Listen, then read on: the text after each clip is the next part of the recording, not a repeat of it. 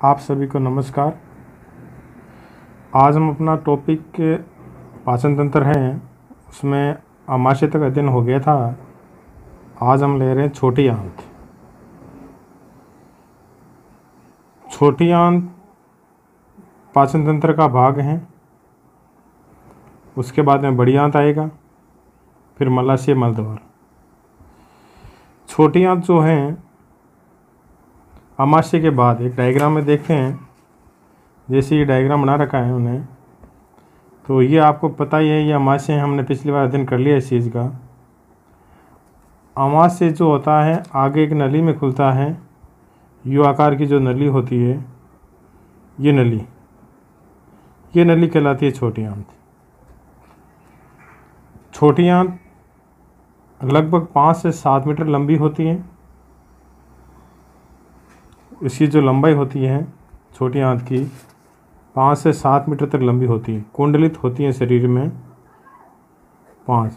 इसके 3 भाग हैं, ग्रहणी है, अग्र शुद्रांत्र है और शुद्रांत्र है। 3 भाग हैं छोटी आंत के। जो ये देखिए, ये आगे का जो यू आकार का जो शेप बनाता है, ये यहाँ से लेके यहाँ तक, ये ग्रहणी कहलाता है। फिर ये जो आगे ये भाग हैं कुंडली, तो कुंडली देता है वो अग्र शुक्र, ये ग्रहणी लिख देता हूँ मैं यहाँ पे, ये ग्रहणी कहलाता है। ये आगे अग्र शुद्रांत्र है, ये अग्र शुद्रांत्र कहलाता है। और इसके आगे वाला भाग जो होता है, ये लास्ट वाला, ये शुद्रांत्र कहलाता है। ध्यान करना, इसके 3 भाग हैं, ग्रहणी, अग्र शुक्रांत्र और शुद्रांत्र, 3 भाग हैं। ठीक है। ग्रहणी भाग हैं, उसमें क्या होता है देखिए, पाचन होता है। अग्र शुद्रांत्र में इसके भीतर जो आंतर कोशिकाएं पाई जाती है, जो अवशोषण कार्य करती हैं, और शुद्रांत्र में भी क्या होता है, अवशोषण का कार्य होता है। ध्यान करना। देखो एक डायग्राम से इसका अध्ययन कर लेते हैं एक बार। देखो डायग्राम जितना आवश्यक उतना बना रखा मैंने अभी। ये ग्रहणी भाग है, अग्र शुद्रांत्र है, ये शुद्रांत्र है। अब देखिए, इस यू आकार के भाग में देखिए आप, इसमें एक ये नली खुल रही है, ठीक है, और ये आपको एक संरचना दिख रही है, ये ग्रंथि है। इस प्रकार से आपको ये नीली, ये हरी संरचना यहाँ से दिख रही है, ये नली खुल रही है, ये भी इसके अंदर जा रही है, ये भी एक ग्रंथि है। ये जो ग्रंथि कहलाती हैं अग्नाशय ग्रंथि कहलाती हैं, अग्नाशय ग्रंथि। और ये जो त्रिकोणाकार आकृति ग्रंथि हैं वो कहलाती है यकृत ग्रंथि। त्रिकोणाकार आकार देखो, त्रिकोणाकार आकार, ये क्या कहलाती है, यकृत ग्रंथि कहलाती है। यकृत ग्रंथि पालियों भागों में विभक्त होती हैं। छोटी छोटी पालिकाएं होती हैं जिन्हें यकृत पालिकाएं कहते हैं। याद रखना, छोटी छोटी पालिकाएं होती हैं जिन्हें यकृत पालिकाएं कहते हैं। अग्नाशय जो ग्रंथि होती हैं, ये ग्रंथि, इससे जो रस स्रावित होता है उसे कहते हैं अग्नाशय रस। कौन सा रस कहते हैं, इधर अग्नाशय रस।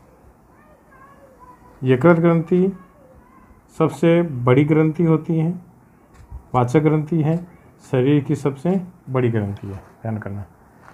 देखो अग्नाशय ग्रंथि जो हमने देखी है, ये अग्नाशय ग्रंथि, इससे जो रस निकलता है उसे कहते हैं अग्नाशय रस। कौन सा रस कहते हैं, अग्नाशय रस कहा जाता है। कौन से निकलता है, ये यकृत ग्रंथि से निकलता है। अग्नाशय रस में हार्मोन भी होते हैं और एंजाइम भी होते हैं। ध्यान करना, क्या क्या होते हैं, हार्मोन भी होते हैं और एंजाइम भी होते हैं। हार्मोन भी होते हैं और एंजाइम हम देखेंगे अलग अलग। हार्मोन की अगर बात आती है तो इसमें 2 प्रकार के हार्मोन होते हैं। इंसुलिन हार्मोन होता है और ग्लूकागोन हार्मोन होता है। अग्नाशय ग्रंथि में जो हार्मोन होते हैं वो इंसुलिन होता है और कौन सा होता है, ग्लूकागोन होता है। 2 हार्मोन होते हैं। ये क्या काम करते हैं, ये जो हमारे शरीर में जो शर्करा बनती है, जो शुगर बनती है, ठीक है, उस शुगर का नियमन करते हैं, शर्करा को कंट्रोल करते हैं, है ना। जो शरीर में ग्लूकोज बनता है उस ग्लूकोज को क्या करते हैं, कंट्रोल करते हैं। इंसुलिन का अगर स्रावन कम होता है तो शर्करा का कंट्रोल नहीं हो पाता है, जिससे वो डायबिटीज़ या मधुमेह रोग होता है, ध्यान करना।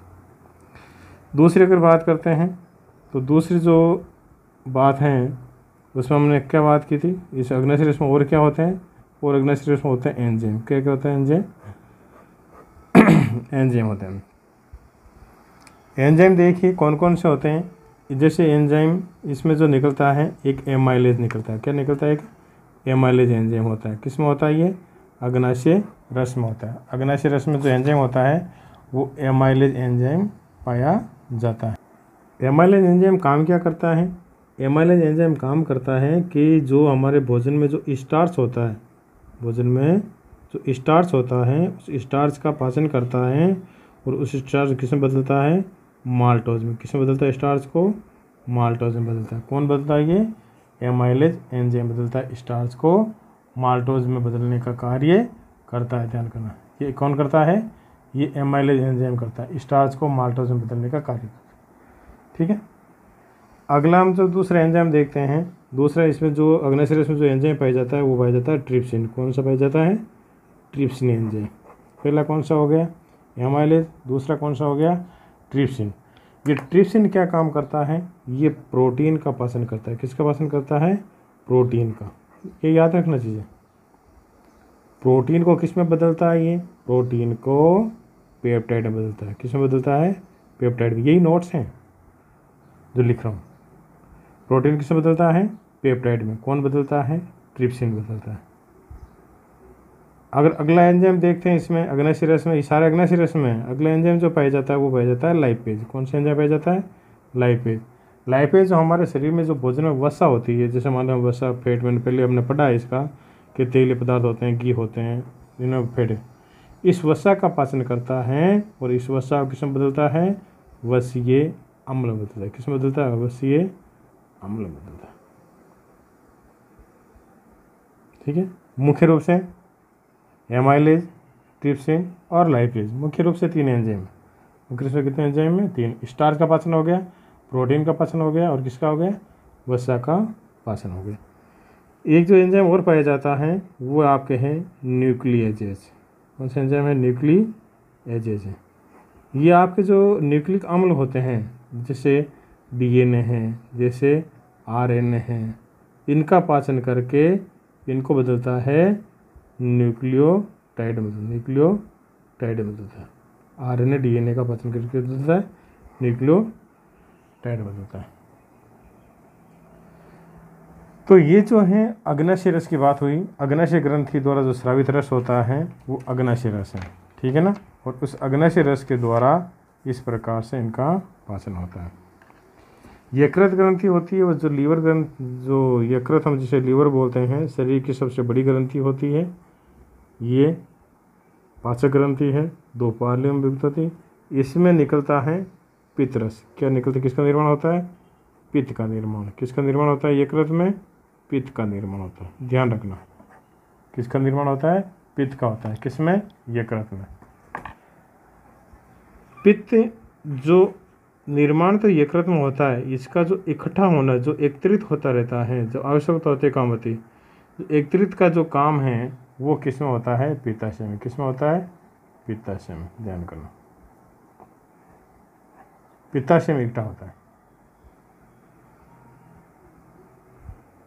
पित्त क्या काम करता है, जो वसा के जो कण होते हैं उस वसा के कणों को छोटे छोटे कणों में तोड़ता है, इसे इसे कहते हैं वसा का पायसीकरण। छोटे छोटे कणों में तोड़ने का काम करता है, इसलिए इसे कहते हैं वसा का पायसीकरण कहते हैं। वसा के बड़े कणों को छोटे कणों में तोड़ना, वसा के बड़े कणों को छोटे कणों में तोड़ना क्या कहलाता है, वसा का पायसीकरण कहलाता है। बड़े कणों को, बड़े जो कण होते हैं वसा के, ताकि इनका क्या होता है, आसानी से पाचन।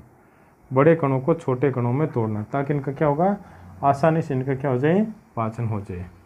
इसलिए बड़े कणों को छोटे कणों में तोड़ने का काम करता कौन करता है, पित्त रस करता है, जो पित्ताशय में इकट्ठा होता है, यकृत इसका निर्माण होता है, इसे कहते हैं वसा का पायशीकरण कहा जाता है। इसके अलावा आंतररस जो होता है उसमें और भी एंजाइम पाए जाते हैं। आंतररस में इसके अलावा जो एंजाइम पाए जाते हैं वो आपके और हैं, जैसे माल्टेज हैं एंजाइम, लैक्टेज एंजाइम पाया जाता है, ध्यान रखना, सुक्रेज हैं, आप पीछे एज लगता है AAC एज, ठीक है ना, और लाइफ एज है। इसमें और भी एंजाइम पाए जाते हैं।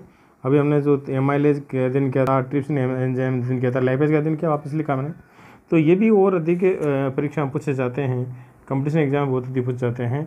माल्टेज जो होता है वो क्या काम करता है, देखो नाम से, माल्टेज जो होता है माल्टोज को किस में बदलता है, ग्लूकोज में। किस में बदलता है, ग्लूकोज में, ध्यान करना। माल्टेज एंजाइम माल्टोज और ग्लूकोज में बदलता है। इसी प्रकार से लैक्टेज, आइडिया लगाओ, माल्टेज से क्या बना, माल्टोज, तो लैक्टेज से क्या बनेगा, लैक्टोज, क्या बनेगा, लैक्टोज। इसको भी किस में बदलता है, ग्लूकोज में, किस में बदलता है, इसको भी ग्लूकोज में बदलता है। इसी प्रकार से सुक्रेज से क्या बनेगा, सुक्रोज, क्या बनेगा, सुक्रोज। ये सुक्रोज किस में बदलता है, ग्लूकोज में। किस में बदलता है, ग्लूकोज में। और आपने लाइफेज पढ़ाई है, या भी इसे वसा को किस में बदलता है, वसीय अम्लों में बदलने का कार्य करता है। तो ये जो हमारी छोटी आंत हैं, ये छोटी आंत हैं, तो छोटी आंत में हमने देखा कि इस प्रकार से जो अग्नाशय ग्रंथि होती है या जो यकृत ग्रंथि होती है, उनसे जो रस स्रावित होता है, जो रस जाता है, उस रस द्वारा भोजन क्या होता है, पाचन। भोजन के पाचन की जो क्रिया होती है वो सारी की सारी छोटी आंत की ग्रहणी भाग में संपन्न होती है। फिर अग्र शुक्रांत और शुद्धांतर में इनमें क्या होता है, अवशोषण होता है, और बड़ी आंत में भी इनका क्या होता है, अवशोषण।